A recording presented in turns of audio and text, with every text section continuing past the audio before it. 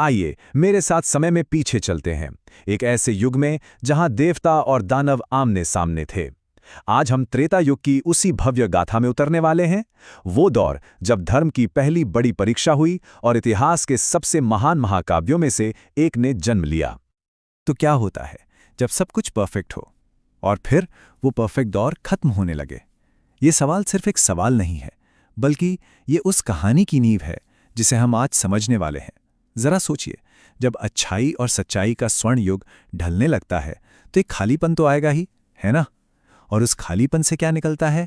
बस यही तो कहानी है त्रेता युग की। तो त्रेता युग, जिसे सिल्वर एज भी कहते हैं, पता है कितना लंबा था? पूरे 12,96,000 साल। सोचिए कितना लंबा समय है।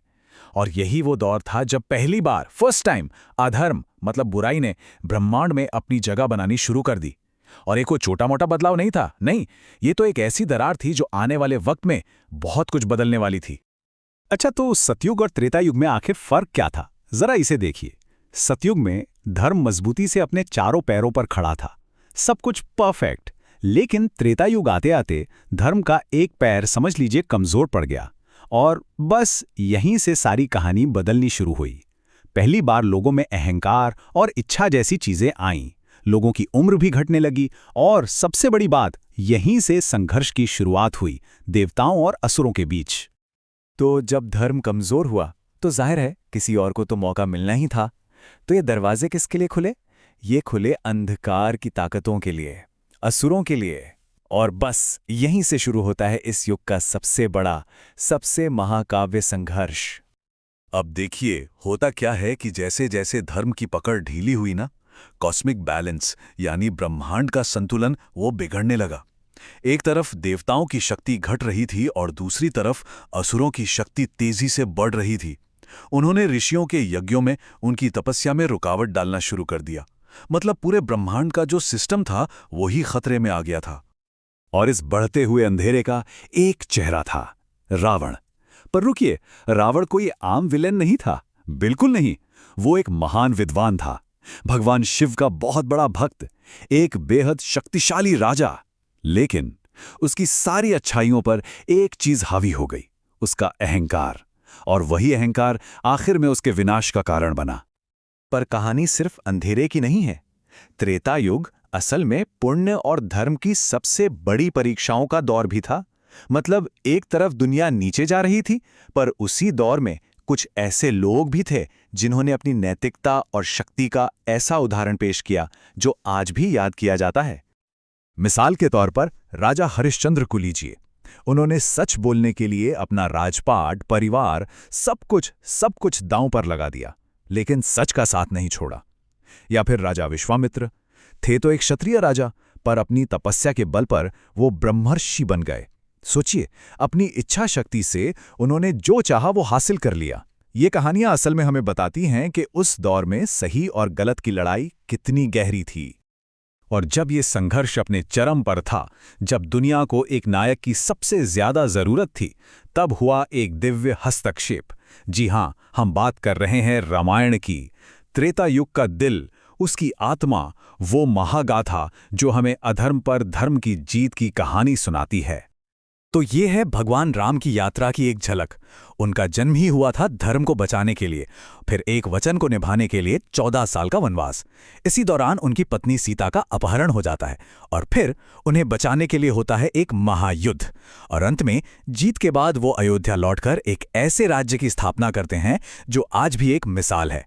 उनकी पूरी जिंदगी कर्तव्य और धर्म का पाठ है। 14 ये सिर्फ एक नंबर नहीं है, ये 14 साल का त्याग है, कठिनाई है, और अपने कर्तव्य पर टिके रहने का सबूत है। राम का वनवास असल में उनके धर्म और उनके सब्र का सबसे बड़ा इम्तिहान था। और अब ये नंबर देखिए, 14,000। इतने राक्षसों को भगवान राम ने अकेले दंडक वन में मार गिराया था। क्यों? ऋषियों की रक्षा के लिए।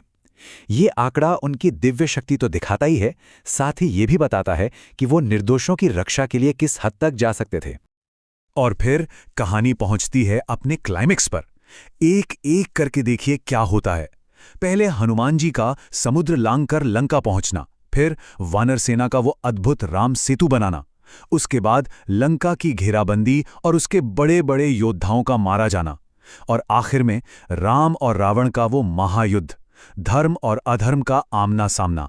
हर एक कदम धर्म की जीत की ओर एक और सीढ़ी थी।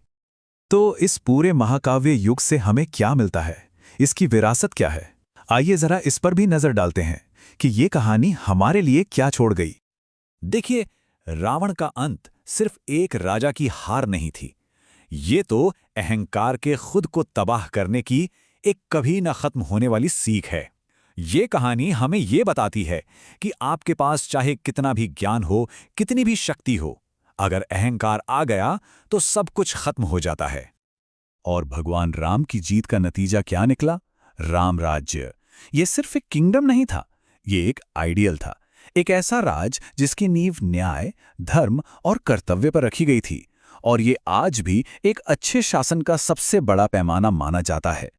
तो कुल मिलाकर त्रेता युग को हम ऐसे समझ सकते हैं, धर्म 75% और अधर्म 25%। मतलब धर्म के 4 में से 3 पैर अभी भी मजबूत थे। हाँ, बुराई ने दुनिया में एंट्री तो कर ली थी, लेकिन अच्छाई का पल्ला अब भी भारी था। ये एक ऐसी दुनिया थी जो सतयुग जितनी परफेक्ट तो नहीं थी, लेकिन फिर भी उम्मीद और पुण्य से भरी हुई थी। और आखिर में मैं आप सबको इसी सवाल के साथ छोड़ के जाना चाहता हूं, देवताओं और असुरों के उस युग से मिले सबक आज हमारी दुनिया में कितने काम के हैं? अहंकार पर कर्तव्य की जीत, सच की ताकत और न्याय की हमेशा होने वाली जीत। हजारों साल पुरानी इस कहानी की ये बातें आज हमारे लिए क्या मायने रखती हैं? ये सोचने वाली बात है।